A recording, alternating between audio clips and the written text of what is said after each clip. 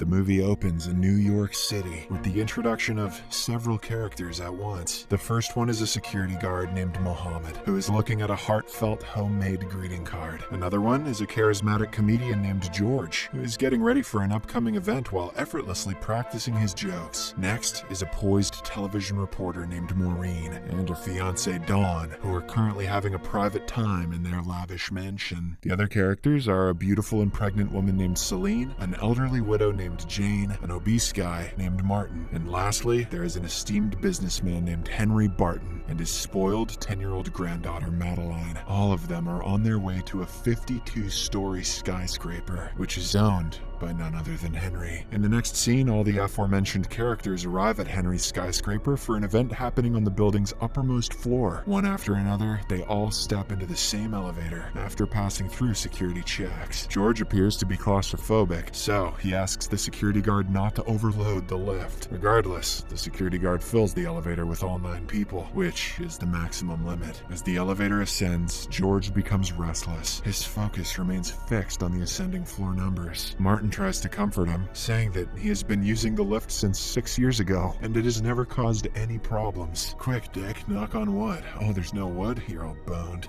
In order to intensify the situation for George, the mischievous Madeline presses the emergency stop button, causing the elevator to stop abruptly. As a result, George loses it and starts scolding the young girl. Henry steps in to defend his granddaughter, saying that it was an accident, but George knows that she did it on purpose. Fortunately, before the situation gets out of hand, Mohammed manages to calm everyone down. He then advises Henry to press the restart button, which he does. However, to everyone's surprise, the elevator does not move. Panicked, Henry presses the button for the lobby floor, resulting in a slight descent before another halt. At this point, George's claustrophobia escalates into full-blown panic, so he begins chastising Madeline using swear words. This enrages Henry, prompting him to fire George from his comedian role. However, this does not affect George, because he just wants to get out of this elevator. When the elevator does not move, Henry presses the intercom button and alerts security about it. After learning of the problem, the security says that he will dispatch a maintenance crew. As they wait for the assistance, the group starts to talk to each other, fostering a sense of connection amongst them. Henry says that he's about to retire from his position and live a peaceful life from now on. He just wants to find a capable successor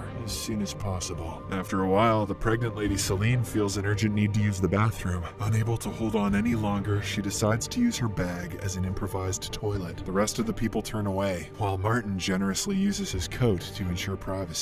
In the midst of this, Madeline takes a look and makes a rude remark, but her grandfather shuts her up. Gen Alpha will never learn respect, and the world will die.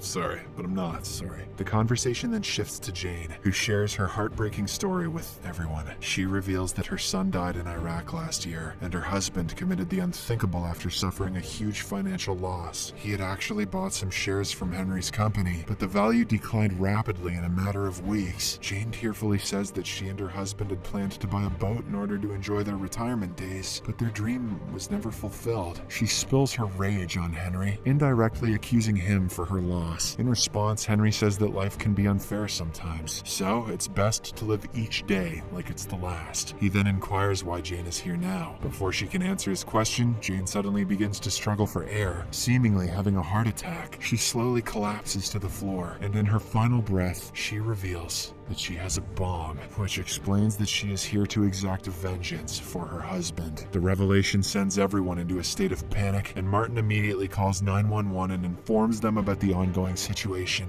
Not long after, Jane passes away, and Mohammed, who once worked as a medic, confirms her death. After this, the reporter Maureen starts filming and streaming the events using her phone. Henry, one more time, tries to contact the security via the elevator radio, but he is rudely told to have patience. Amidst all this, the trapped individuals engage in an argument about who should step forward to inspect Jane's body to check for the presence of a bomb. After arguing for a while, Celine volunteers for the task. At first, she cautiously checks Jane's bag, but finds nothing but a wallet, prompting all of them to breathe a sigh of relief. However, they do find a news clipping from her purse that contains the information about her husband's death case. Celine then proceeds to check Jane's body. and this time she finds something in her stomach. Upon unbuttoning the clothes, she discovers the bomb secured around her waist by means of a bike lock. The revelation frightens everyone, and they fall silent for a while. Meanwhile, the reporter Maureen, who has documented everything, transfers the footage to her television station. After being left without assistance for an extended period, the trapped group tries to find an alternative means of escape from the elevator. Don takes the initiative. He ascends to the ceiling and attempts to break through a panel in hopes of uncovering an escape hatch. But to their bad luck, he only finds the lights up there. After all the failed attempts, Celine lights up a cigarette in order to calm herself down, but Don stops her from smoking, citing the potential harm to her unborn child. Also, the bomb. Celine then reacts with a surge of anger, asking if he wants to be a responsible father now. This outburst catches Maureen's attention, and she suspects that her fiancé was having an affair with the woman. When she asks Don about it, he hesitantly reveals that he and Celine were indeed having an affair in the past. What's more, he also acknowledges the possibility of being the father of Celine's unborn child. This shocking confession leaves Maureen in a state of emotional turmoil. In the outside world, the video footage recorded by Maureen picks up the story, which is broadcast as breaking news all over the nation. The bomb maker, who is responsible for making the explosive device for Jane, also sees the broadcast, after which he looks very worried and guilty. Meanwhile, the trapped group opens the door in a forceful manner in order to check if there is any way out. Upon doing so, they see a small opening above, and Don attempts to climb out. However, his effort turns out to be futile, as the opening is too small. Following this, he uses Jane's cane and stretches his hand to the fullest in hopes of reaching the elevator button outside. He is about to reach the button, but at the same time, Madeline rapidly presses several buttons on the control panel from inside. As a consequence, the elevator's brakes disengage, sending the elevator plummeting several floors. The violent descent severs Don's arm, and the cabin goes completely dark. At this point, I say strap the bomb to Madeline and throw her through the little hole. Upon restoration of power, a gruesome sight becomes apparent. Don's arm is torn off, and Henry's forehead is cut with a deep wound. Also, it appears Madeline's head has disappeared up her own ass. Reacting swiftly, Mohammed employs a necktie as a makeshift tourniquet to slow down the blood loss from Don's severed arm. Elsewhere, the man who crafted the bomb is weighed down by guilt for endangering the lives of 8 people. So, he reaches out to media reporters in order to confess his wrong deeds. When asked by the press, he explains his motivations behind creating the bomb for Jane. He reveals a deep personal connection, explaining that Jane's deceased son was a close friend of his, so he felt a sense of indebtedness towards their family. In addition, he discloses that the bomb contains highly lethal explosive components and estimates that it is set to detonate within the next 10 minutes. The trapped group watches this confession unfold on Martin's mobile phone and begins to lose hope of living.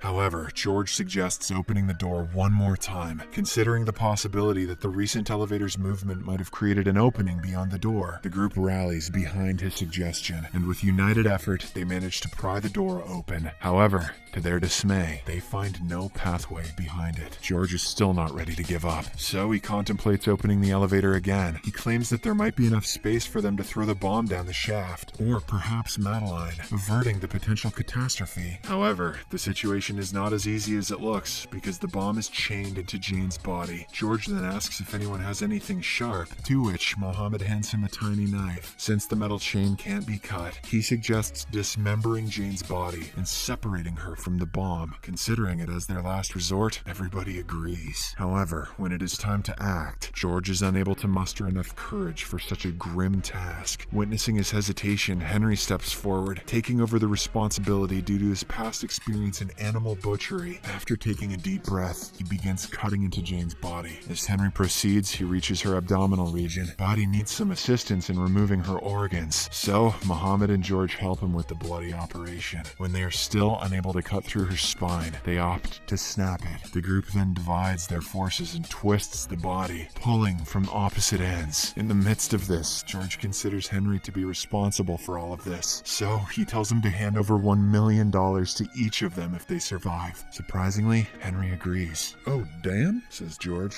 "Make it 3.